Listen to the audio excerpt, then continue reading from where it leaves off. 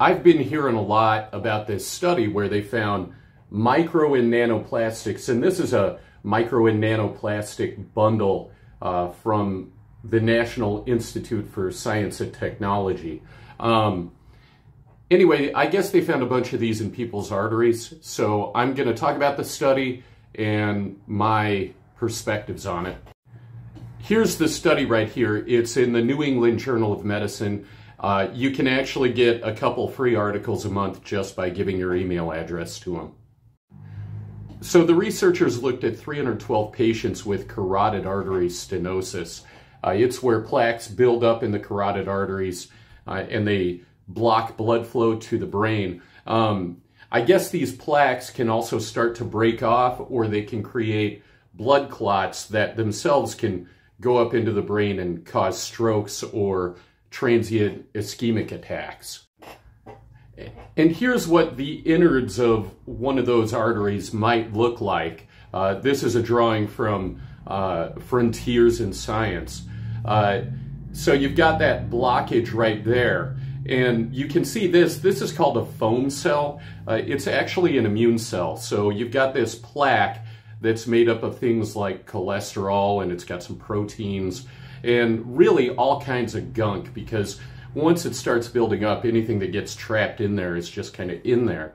And what happens is these macrophages go in, and they just start trying to consume all the little particles in there, basically trying to shrink it down and maybe clear it out a little. But some of them wind up consuming so many lipids and other particles, other toxins, that they basically get covered with boils, and they're called foam cells because they look foamy, and they're just stuck in there, and they kind of just live on and become part of the plaque.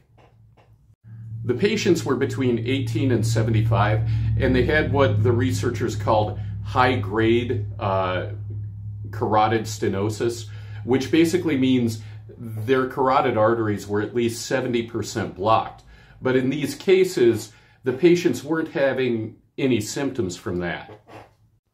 And they did what was called a carotid endarterectomy, which basically they bypass the carotid artery with a tube, insert one in here, one in there, and then they cut open that carotid artery, as you can see, and kind of scooch that plaque out of there. I don't know exactly how it's done. I'm not a surgeon. But they took that plaque they pulled out and they went and analyzed it. The way they analyzed it was mostly by putting it through an electron micrograph, though they did take some of the particles out of these and do a more complex kind of analysis with it to determine exactly what they were. So these are those white blood cells, and you can see some of the plastics within them. And then in this other side, you can see these black arrows pointing to little nanoplastic particles there. These are actually smaller than a micron, so less than a millionth of a meter. That plastic there has jagged edges, and that's kind of how they identified them.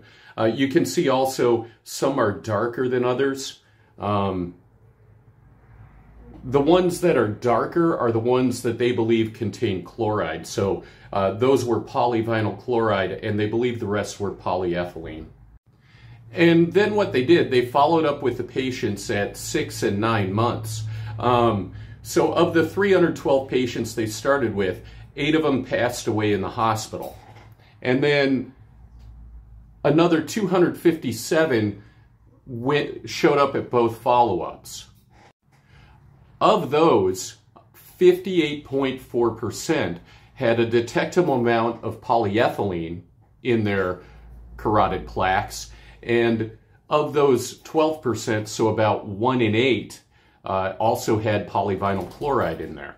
And the amount, just adding it up and doing the math real quick, the amount comes to somewhere around 2.5 to 3% of the plaques actually consisted of micro and nanoplastics.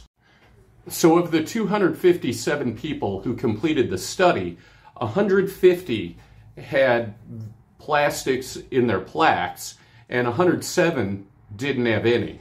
Well, at least they had no detectable amount. And you can see polyethylene and polyvinyl chloride. And you know, there were some that had a whole awful lot. They looked at the amount of inflammatory markers the patients had in their blood, and they basically found that those who had plastics in the plaques had more inflammation as well. Now, we don't know if the plastic was causing the inflammation or if the buildup of plastic in there was a consequence of that inflammation. Another interesting thing, this is the level of collagen in the plaque. And basically, the more plastic there was in the plaques in those arteries, the less collagen there was. That means something to me, because collagen, even though it's the structural protein of our bodies and the most common one, it's actually kind of bouncy. It's like bungee cords. So you pull on it and it goes back. It's why, you know, I can pull on my skin and it returns to the shape it was.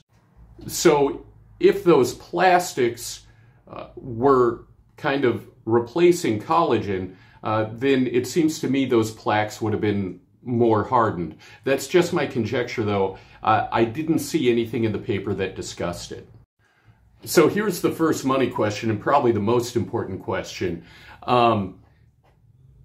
Do those plastics, if they're in the plaques in your arteries, do they put you more at risk? Well, this graph looks at primary endpoint events, which were a heart attack, stroke, or passing away. The yellow is the people who had plastics in their arteries, and the blue is people who didn't. So what you can see is that over time, the people with the plastics in their arteries were just much more likely to pass away. And over the period of follow-up, it actually amounted to 4.5 times as likely. So we can say, without any doubt, that having micro and nanoplastics building up in your arteries, in the plaques in your arteries, is no question something that puts your life at risk. So a logical question there is, was there some other factor in that group that had more plastics in their arteries, measurable amounts of plastics in their arteries? Was there some other common factor that possibly could have been causing them to die? Well, here they looked at age, smoking, diabetes, all kinds of different markers.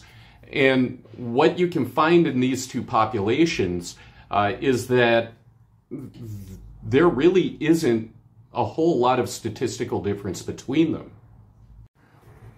Which again, I'll just point out, it doesn't prove that the plastics are causing this, but it at least shows that whatever's causing the plastics to build up in your arteries could be a common cause of death.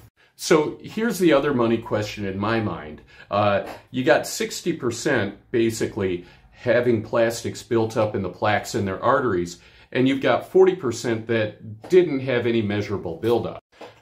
But as these studies authors point out, these micro and nanoplastics are everywhere. Then they're in the air we breathe, they're in the rain that falls from the sky, they're in the entire food supply, all the water, and they've been found in all these different organs: placenta, lungs, liver, breast milk, urine, and blood. So we can say for sure everybody on Earth is pretty much getting exposed to these, every living thing. So why is there a buildup in 60% but not in 40%? The other question is, how common is carotid artery stenosis?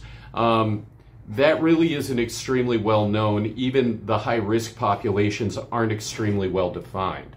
Though it looks like what puts you more at risk are things like type 2 diabetes, smoking, age, things like that.